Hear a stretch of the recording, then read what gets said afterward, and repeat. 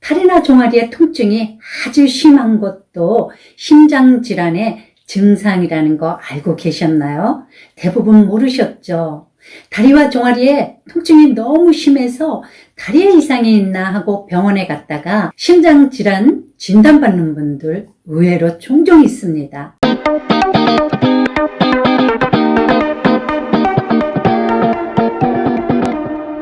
안녕하세요. 허준할매 한의학 박사 최정원입니다. 여러분, 심장질환하면 가슴 통증이 너무 심해서 가슴을 이렇게 부여잡고 있는 모습이나 아니면 숨이 차서 괴로워하는 모습이 생각나시나요? 그런데 말입니다. 다리나 종아리의 통증이 아주 심한 것도 심장질환의 증상이라는 거 알고 계셨나요? 대부분 모르셨죠?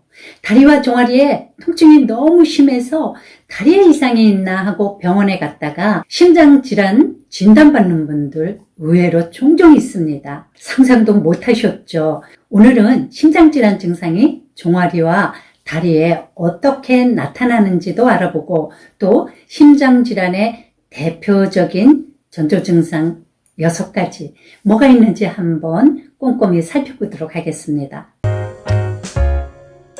첫 번째 증상, 걸을 때 종아리와 다리에 심하게 통증이 온다, 당긴다. 그리고 엉덩이를 비롯해서 무릎, 발목, 발바닥까지도 통증이 있다. 이렇다면 반드시 심장 검사 해보셔야 됩니다. 또 한쪽 다리에 색이 검붉게 아니면 거무튀틱하게 자꾸 색깔이 변하지는 않으시나요? 또 발목, 종아리, 무릎 부위까지 자꾸 붓는 증상이 있으신가요? 이렇다면 심장질환 꼭 체크해 보시고요.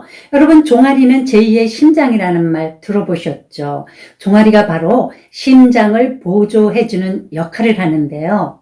혈액은 중력에 의해서 하체로 자꾸 내려가려는 성질이 있죠. 그리고 하체에는 혈액의 70% 정도가 몰려 있습니다. 이것을 종아리의 근육이 이완과 수축을 통해서 심장으로 다시 되돌려 보내줘야 됩니다. 그래서 상하, 좌우에 혈액이 순환시키도록 해줘야 되죠. 그런데 종아리에 이상이 있거나 근육이 약하다거나 해서 이 역할을 제대로 못한다면 무슨 일이 벌어질까요? 맞습니다. 심장에 무리가 가서 심비대증, 심부전증이 올 수가 있죠. 반대로 또 이런 심장질환이 있을 때 종아리로 혈액이 잘 못 가면서 종아리와 다리에 통증을 느끼게 됩니다. 그러니 이게 서로 악순환을 일으키게 되는 거죠. 따라서 혈전이나 동맥경화 같은 것이 있어서 심혈관을 막게 되면 종아리와 다리에 통증이 오고요.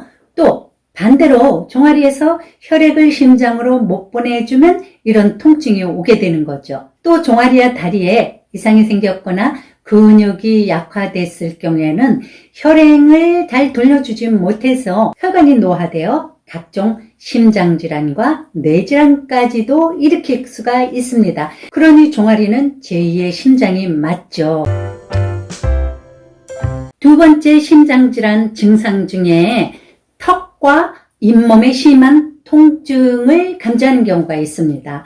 운동 같은 과격한 신체 활동을 할 때 턱과 잇몸이 아프신 적이 있으신가요? 그래서 치과에 가서 검사를 받았는데 아무 이상이 없다고 합니다. 협심증이나 심근경색 같은 허혈성 질환은 쥐어짜는 듯한 심장 통증이 오죠.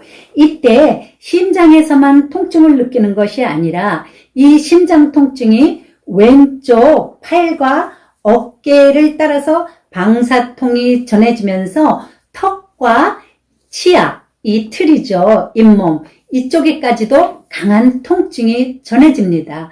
그래서 이것을 치통으로 오인하게 되는 거죠.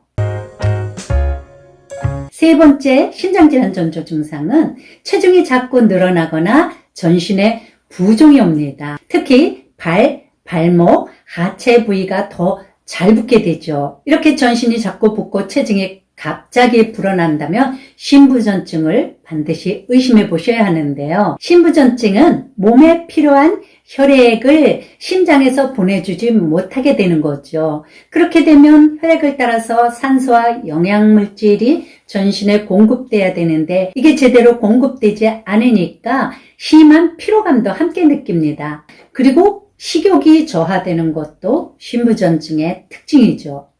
허혈성 심장질환, 심근증, 부정맥, 심장판막질환, 선천성 심장질환이 있을 때도 이와 같은 증상들이 잘 나타나고요. 그 다음에 네 번째 심장질환의 대표 증상, 숨이 차고 기력이 없는 거죠. 심장질환 대표 증상 하면 앞에서 말씀드린 것처럼 심장이 통증이 너무나 쥐어짜는 듯 심해서 가슴을 움켜잡는 게 대표 증상이라고 우리가 알고 있죠. 하지만 이런 통증이 거의 없는 경우가 있습니다. 숨만 차고 기력이 없는 건데요. 특히 당뇨병 같은 성인병을 오래 앓아서 허증이 됐거나 아니면 노화로 인해서 전체적인 체력이 고갈되어서 허증이 됐거나 이런 분들께서 심장병을 앓게 되면 흉통이 없을 수 있습니다. 그 대신 숨이 차고 기력이 약해지죠. 그리고 누웠을 때 이런 증상들이 더 심해집니다.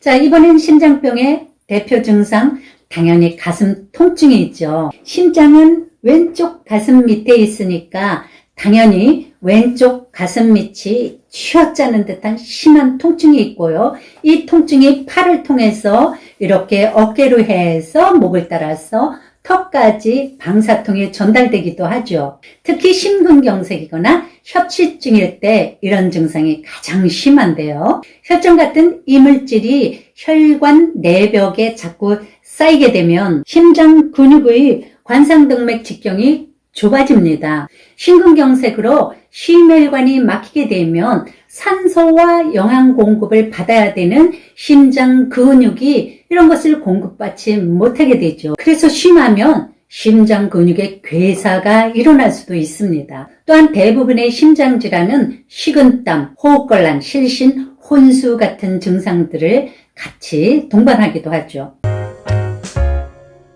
자, 이제 마지막으로 가슴이 두근거리거나 메스꺼움이 자꾸 있다, 구토감이 있다, 식은땀이 난다, 갑작스럽게 가슴이 두근두근해서 견딜 수 없게 두근거리다, 또 어느 순간 갑자기 사라집니다. 또 이게 그렇다면 부정맥에 의한 증상일 가능성이 매우 높죠. 그리고 연세 드신 분들이 간간히 이렇게 심장 두근거림이 생겼다 사라졌다 생겼다 사라졌다 한다면 심방세동인지 확인해 볼 필요가 있습니다. 심혈관 질환은 꼭 유전성이 없어도 가족력이 없어도 노화, 흡연, 음주, 스트레스, 잘못된 식습관, 만성질환, 당뇨, 고혈압, 복부 비만 등에 의해서 얼마든지 생길 수가 있습니다. 모두 건강하시고 행복하세요. 다음 시간에 봬요.